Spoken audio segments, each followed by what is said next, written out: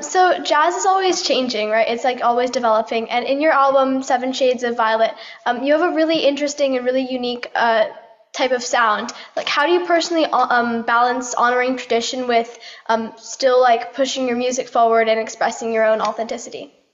Oh yeah, yeah, that's a really good question. Let's see. Yeah, so my solo album. Um, let's see. Yeah, so for the tradition,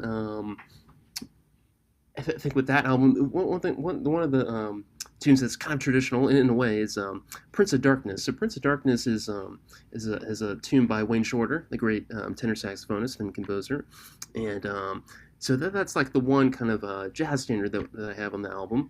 And so we play that, but it's my own arrangement. So we play it and we kind of play it in this kind of swing feel, 4/4, and then but I so we play the melody, and but then I kind of arrange it and I added like these chords at the end, which are over like this drum solo. So and also like the intro is kind of its own arrangement. So Mhm. uh, so with that one, it's like we're playing the jazz standard, but it's my own arrangement. So that's what I like to do. I like to always have my own kind of spin on everything. And then the other tracks on that album are all like original compositions. So those are like more kind of modern. So they're more. So it's a little bit. Um, there's jazz influence because we're improvising. So we're improvising, but the grooves are like odd meters. So they're not like a lot of swing. But I think it's still kind of the spirit of jazz because we're improvising. So I Mhm. think improvisation is like the most important thing. Yeah. That really, like, improv is really the soul. Like, it's like the Yeah. heart of jazz. Like, Hmm. what makes jazz jazz is the improv. So. Yeah. Exactly. And then, where do you find your inspiration as a musician? And like, is there a lesson from a previous teacher or mentor that's really shaped your unique sound today? Yeah. I have a lot of influences, and I think one of my greatest teachers was this pianist Ed Simon. He's the pianist in the SF Jazz Collective, and Wow. he was yeah. So he's been in the collective for I think 10 or 15 years, something like that. But he's a really great pianist. He's from Venezuela, and then he was in New York for a long time, and then he joined the collective, and then he moved to the Bay Area, and I got to study with him at the California Jazz Conservatory, and he's probably my most influential teacher. I studied with him for 2.5 years, and he has a really big career. He has like maybe 15 or 20 albums, and he's Wow. yeah, he's a lot of albums, and he's a really great pianist. And he was really kind of demanding with me, and he gave me all these really interesting ways to think about improvisation, and also these composition assignments. And that's when I kind of started to really compose was with him. Yeah, That's and then awesome. uh, other influences are there's a lot of really great uh, the great jazz pianists like Bud Powell is a big influence on me. He's from the bebop era, um, and then also Bill Evans Mhm. and Chick Corea and Keith Jarrett, and then also some contemporary influences like Tigran Hamasyan. That's my biggest kind of contemporary influence, and he's really great composer and pianist, and he experiments with a lot of odd meters. So him, Tigran Hamasyan, and then another pianist is Shai Maestro. He's from Israel. He's a really great contemporary pianist. That's so cool. Like, Yeah, you have a ton of different influences and like yeah, from the even from the bebop era, which is like yeah, really cool. yeah. That's awesome because you're Hmm. using so many different. Jazz has like really evolved over the past like Yeah, that's true. century or so, and Hmm. like these every single I guess era it's really changed like vastly. So that's really cool. Yeah. Hmm. And then like the environment of jazz is like so unique, it's so special. Like what do you think helps create that space where like a diverse array of people feel supportive enough to um, just really take risks and be themselves, especially in improvisation? Oh yeah. Yeah. I think it can be a really supportive community. Sometimes with jazz it can be a little competitive or not as supportive. But I don't like that kind of scene. I like the more supportive kind of scene. Um, and there's different kind of scenes in jazz. Even in New York City, there's kind of the traditional kind of scene. Maybe with there's this place called Smalls. Um, jazz. It's like a club in New York that's really kind of traditional. But then there's also these other scenes which are like more experimental. Mhm. And then those are the kind of scenes that I think I like a little bit more. So where there's more, um, where they respect the tradition, but everyone kind of has their own kind of concept with jazz, and it's really kind of more open space. So I think finding those kind of scenes, those spaces where people are more open, is really helpful. Mhm. Also, like the school that I went to for my master's, Cal Arts, it's like a really kind of open school. So they have jazz, but they also have classical music and world music, and everyone can kind of just study their own. They can kind of create their own like major. So people can create their own kind of study, and everyone's like really kind of open. So that's the kind of scene that I like. And so is there like a specific type of person, or like qualities in people that like really create that community, that really special community you were talking about? Oh yeah, yeah. I think people that are yeah, just supportive in general, that aren't that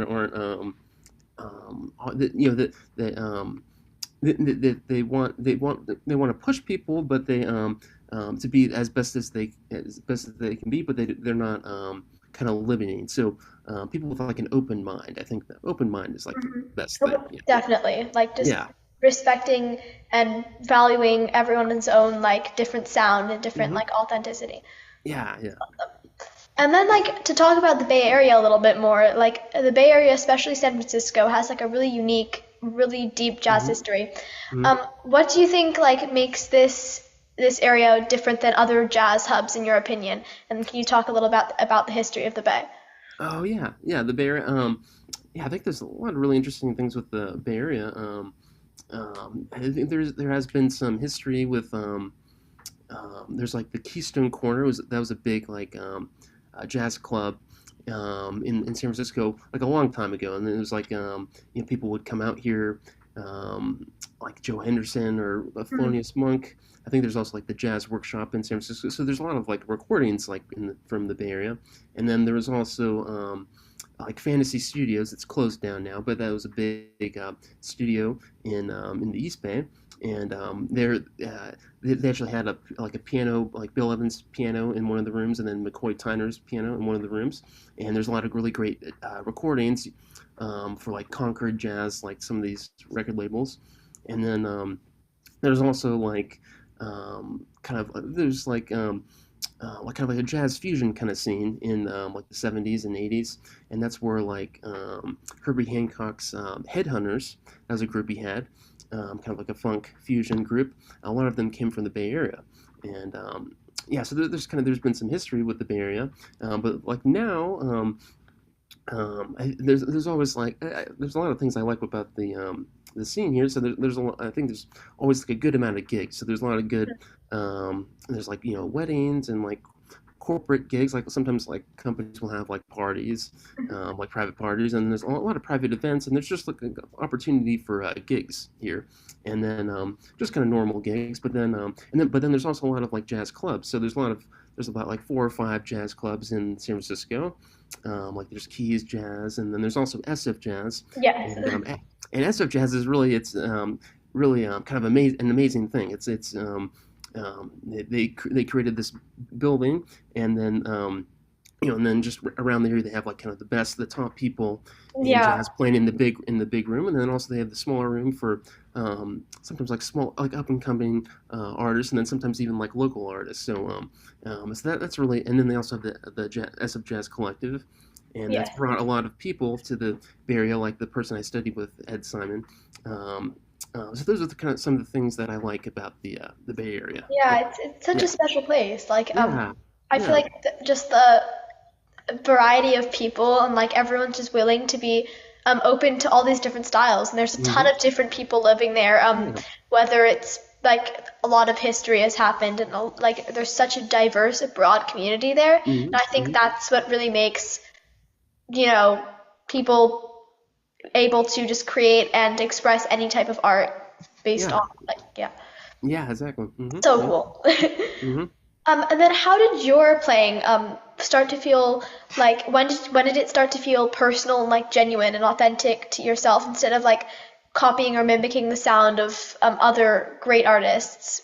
hmm Yeah, that's a really good question. So, I think with jazz, I think we all kind of start with imitations. We all have um, influences and people that we try to kind of model first, and we learn. So in the jazz, what we do is after we kind of learn the basics, then we start to transcribe. So we learn to either learn solos that someone else transcribed, or to like transcribe our own solos from recordings that we like, and we start to kind of imitate our favorite jazz musicians. But then after that, then you kind of try to find your own voice. And I think I've really found that when I started to compose. So when I started to compose, um, and that was really kind of like the end of my kind of bachelor's degree, where I just really started to compose a lot. That's really I found my own voice, because with composition, um, I found this kind of like kind of odd meter approach, and just some things that about harmony that I like, and I just try to find like my own kind of voice.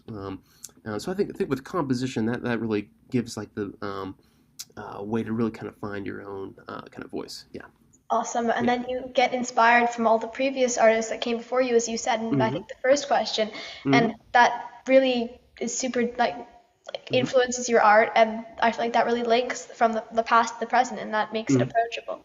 Yeah, exactly. Yeah. And Hmm. then to kind of like link to the future, where do you think jazz is headed, and how do you see yourself contributing to that like change? Because I know you have a really, I guess, unique modern sound. Hmm. Super Hmm. cool. Yeah. Yeah, I think it's well. I think there's kind of like a lot of different directions. So there's and I think it's like really kind of individual now. So there's like some scenes, like there's kind of like the neo soul kind of like hip hop scene with like people like Robert Glasper. That's pretty popular. And then there's also kind of like the scene that I'm kind of in a way, but like the Hmm. odd meter scene. It's almost like kind of um, like prog rock, kind of like it meets like jazz. That's maybe kind of a scene. Um, and then there's still kind of like the traditional scene, like so like people like Emmett Cohen. He's like a pianist that's kind of more traditional. Um, so I think there's just all these kind of different scenes, and then there's also a lot of what's happened kind of maybe recently is that because jazz is like kind of all over the world, so there's people kind of all over the world, and they experiment with jazz, but they also try to bring their own culture. So there's like people from like Europe or Asia or Africa or South America. They play jazz, but then they also kind of try to bring their own unique culture to the music. So I think that's kind of the more. So I think it's kind of more like individual, and then also kind of like global with how it's kind of going. Yeah, Yeah, that's really cool. I think yeah, that maybe do you think the US and like even the Bay will start to develop these different sounds inspired by maybe like the East or like Europe? yeah. Yeah, I think so. Yeah, so the Bay Area. In the Bay Area, there's a really big kind of what we call like straight ahead. So straight ahead means like really kind of traditional. There's a big like kind of traditional scene in San Francisco, and then there's also kind of like a jazz meets like hip hop kind of scene. Hmm. But then there's some other people which are maybe more kind of experimental. And so yeah, I think that would be cool. Like if it kind of the Bay Area kind of brought some more of the kind of more experimental or like forward thinking areas of jazz to the scene. Yeah, That's really cool. yeah, That's just all the global influences. mm, Like that's awesome. yeah, yeah. And then like last question, if you could just like describe your sound in a few like the type of music, the type of jazz you create in like just a Mm. couple words, what would you say? Yeah, so I'd say probably like modern, or some people even say like postmodern, because yeah, so there's been like modern jazz. A lot of the jazz, like sometimes bebop was called kind of like modern jazz, but some people say like for the contemporary sound, it's like postmodern jazz, you could call it, or you could also say like some people say like prog jazz, so it's kind of like a mix of like prog rock with jazz, so prog jazz or progressive jazz. Um, and that's probably what I'd say for my own kind of my solo albums and my solo kind of playing. Yeah, That's so cool. yeah. That's absolutely awesome. Like Mhm. I listened to your album like just Oh, this morning, thanks, and I thanks. was really really that was it was so interesting. I was so Nice, inspired. That was really cool. thanks.